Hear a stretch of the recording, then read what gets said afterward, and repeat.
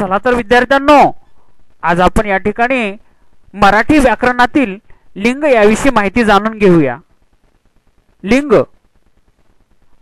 नामाच्या रूपावरून एखादी वस्तू पुरुष जातीची आहे की स्त्री जातीची आहे की या दोहापेक्षा वेगळ्या जातीची आहे हे ज्यावरून कळते त्याला त्याचे लिंग म्हणतात।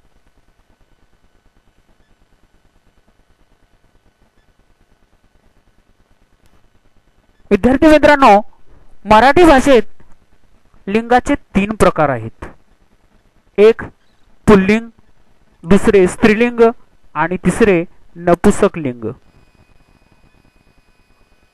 चला मग आपण एका विषयी माहिती पाहू। पुल्लिंग नामाच्या रूपावरून पुरुष जातीचा बोध होत असल्यास त्या नामाचे पुल्लिंग मानले जाते। उदाहरणार्थ मुलगा, रस्ता, मोर ही तिन्ही उदाहरणे आपण चित्राद्वारे पाहू। तो मुलगा, तो रस्ता, तो मोर। स्त्रीलिंग नामाच्या रूपावरून स्त्री जातीचा बोध होत असल्यास त्या नामाचे स्त्रीलिंग मानले जाते। उदाहरणार्थ मुलगी, शाळा, गाय हे आपण चित्राद्वारे पाहू। मुलगी, शाळा आणि गाय। नपुसक लिंग नामाच्या रूपावरून पुरुष जातीचा अथवा स्त्री जातीचा बोध न होता त्या दोहाहून भिन्न अशा जातीचा बोध होत असल्यास त्या नामाचे नपुसकलिंग मानले जाते।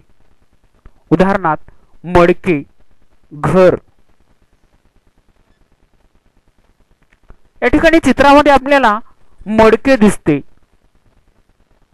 आणि मडके हे नपुसकलिंग आहे हे आपल्याला पुढील स्पष्टीकरणाद्वारे सांगता येईल। आपण जर मडक्याच्या बाबतीत तो मडक याद्वारे आपण जर वाक्य एखादं म्हणायचं म्हटलं तर वाक्य अर्थपूर्ण होत नाही, किंवा ती मडके याद्वारे हे वाक्य अर्थपूर्ण होत नाही। जर आपण ते हे सर्वनाम वापरून वाक्य जर केलं तर ते मडके हे वाक्य अर्थपूर्ण होते। म्हणजे मडके हे नपुसकलिंग आहे। ते मडके, ते घर। विद्यार्थ्यांनो, नामाचे लिंग कसे ओळखायचे?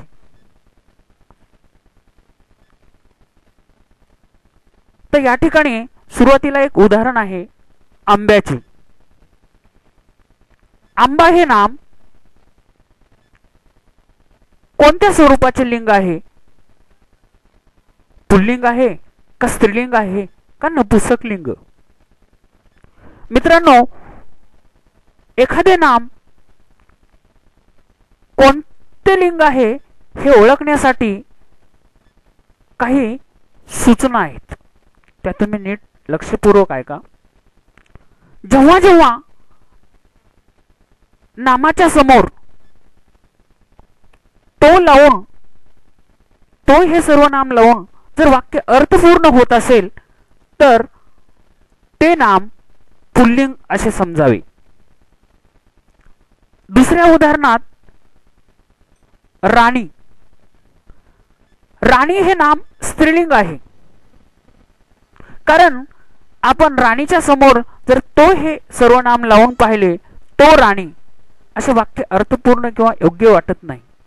त्यामुळे राणी हे पुल्लिंग आहे का स्त्रीलिंग आहे का नपुसकलिंग यासाठी आपण जर तो, ती आणि ते हे सर्वनाम लावून पाहिले तर आपल्याला ती हे सर्वनाम लावल्यानंतर राणी स्त्रीलिंग आहे हे समजून येते।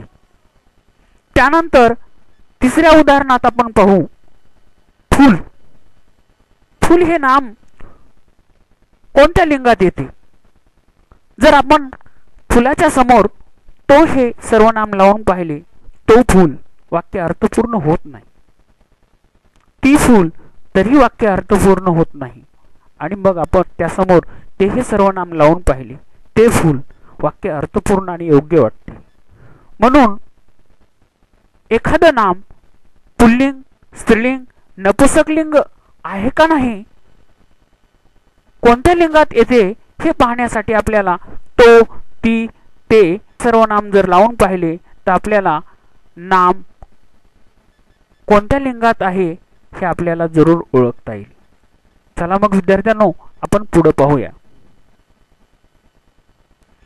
या ठिकाणी काही अकारांत पुल्लिंगी नामाची स्त्रीलिंग रूपे इकारांत कशी होतात ते आपण उदाहरणाद्वारे पाहू.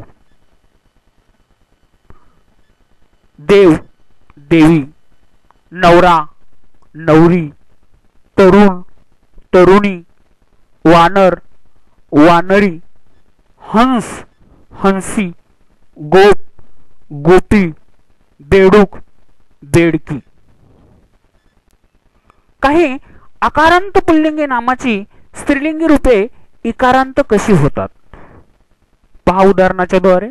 मुलगा, मुलगी, पाडा, पाडी, कुत्रा, कुत्री, घोडा, घोडी. काही अकारांत पुल्लिंगी नावांची स्त्रीलिंगी रूपे इन हा प्रत्यय लागून होतात. उदाहरणार्थ वाघ, वाघीन, मालक, मालकीन, सिंह, सिंहीण, सुतार, सुतारीन, कुंभार, कुंभारीन. काही इकारांत पुल्लिंगी नामाची स्त्रीलिंगी रूपे इन प्रत्यय लागून होतात. उदाहरणार्थ कोळी, कोळीन, तेली, तेलीन, माळी, माळीन, धोबी, धोबीन. लिंग बदला. या ठिकाणी विद्यार्थी मित्रांनो, आपण काही उदाहरणे पाहू की त्यांची आपण लिंग या ठिकाणी बदलून पाहिलेली आहेत. पुरुष, स्त्री, पिता, माता, नर, नारी, राजा, राणी, युवक, युवती,